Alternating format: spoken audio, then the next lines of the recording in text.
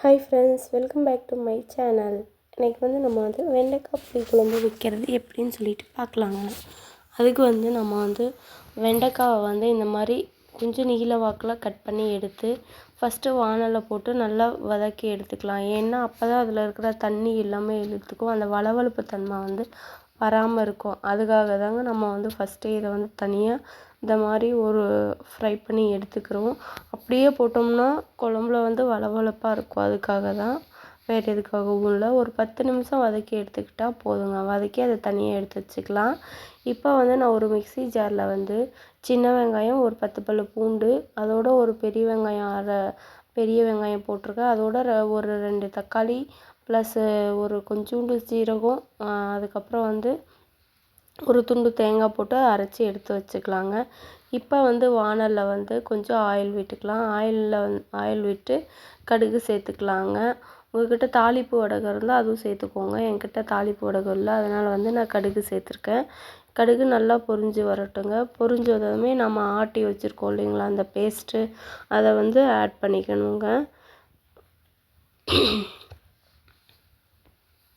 இப்போ அந்த பாருங்கள், கடுகு பொரிஞ்சு வந்துருச்சு. இப்போ அந்த பேஸ்ட்டை ஆட் பண்ணிக்கலாம்.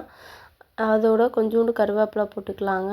இந்த மாதிரி நல்லா வதக்கி விட்டுக்கலாம் ஆயிலில். ஏன்னா பச்சைதாக தானே நம்ம போட்டு மிக்சியில் அரைச்சி வச்சுருக்கோம். அதனால் ஆயிலில் ஒரு 5 நிமிஷம் நல்லா இந்த மாதிரி வதக்கி எடுத்துக்கோங்க. வதக்குனதுக்கப்புறம் இப்போ ஒரு ஸ்பூன் தனி மிளகாய் தூள் போட்டுக்கிறேங்க நான். உங்களுக்கு காரத்துக்கு எவ்வளோ தேவையோ அந்தளவுக்கு நீங்கள் சேர்த்துக்கோங்க. அதோடு கொஞ்சோண்டு மஞ்சத்தூள், குழம்பு மிளகாய் தூள் கொஞ்சம் சேர்த்துக்கிறாங்க. அந்த காரம் உங்களுக்கு எந்த அளவுக்கு தேவையோ அதுக்கு தகுந்த அளவுக்கு நீங்கள் சேர்த்துக்கோங்க. பாருங்கள், இது எல்லாமே போட்டு நல்லா மிக்ஸ் பண்ணி இந்த மாதிரி ஒரு 5 நிமிஷம் நான் அந்த மசாலாலாம் மிக்ஸ் ஆகுற மாதிரி வதக்கி விட்டுக்கலாங்க. அதுக்கப்புறம் நம்ம வெண்டைக்காய் வதக்கி தனியாக எடுத்து வச்சுருக்கோம் இல்லைங்களா, அதையும் சேர்த்துக்கலாம். சேர்த்து அந்த வெண்டைக்காய் காரத்தோடு மிக்ஸ் ஆகிற மாதிரி நல்லா இந்த மாதிரி வதக்கி விட்டுக்கலாங்க. பாருங்கள், இந்த மாதிரி அந்த மசாலா எல்லாம் வெண்டைக்காயில் இறங்குற மாதிரி இது பண்ணிக்கலாம். அப்புறம் இந்த ஸ்டேஜில் நான் கொஞ்சம் தண்ணி சேர்த்துக்கிறேன். தண்ணி சேர்த்து குழம்பு கொதிக்கட்டுங்க. இந்த மாதிரி நல்லா அந்த மசாலாவும் வெண்டைக்காவும் நல்லா கொதித்து மேலே வரட்டும். அந்த மசாலா வாடையும் போகட்டும், பச்சை வாடை போயிட்டு வெண்டைக்காவும் அதோட மிங்கிள் ஆகட்டும். அதுக்கப்புறம் ஒரு சின்ன சைஸ் அளவு புளி தனியாக ஊற வச்சுருக்கேன்.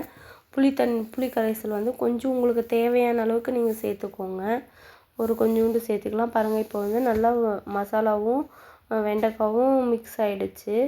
பாருங்கள், இந்த ஸ்டேஜில் உங்களுக்கு தேவையான அளவு நீங்கள் தண்ணி சேர்த்துக்கோங்க. உங்களுக்கு எந்த அளவுக்கு தேவையோ அந்தளவுக்கு. திக்காக வேணுன்னா திக்காக வச்சுக்கோங்க. எனக்கு கொஞ்சம் குழம்பு வேணுன்றனால குழம்பு சேர்த்து, அதோடு எனக்கு காரம் கொஞ்சம் பத்தலைங்க, அதனால் இன்னும் கொஞ்சம் குழம்பு மிளகாத்தூள் சேர்த்து கொதிக்க விட்டு இறக்கிட்டா ரெடிங்க. தேங்க்யூ.